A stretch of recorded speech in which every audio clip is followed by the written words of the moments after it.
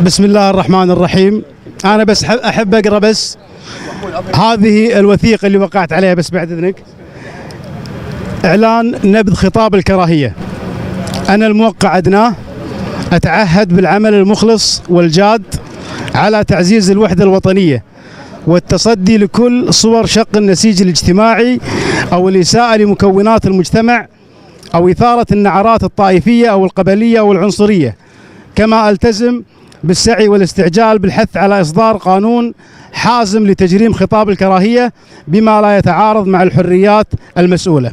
أنا حقيقة أشكر شباب حوارات التغيير اللي كانت هذه الوثيقة انطلقت منهم، لأن ساحة الإرادة ساحة كل الكويتيين، ونحن قادمين على مرحلة صعبة، مرحلة سوف تبتدي في 24/9.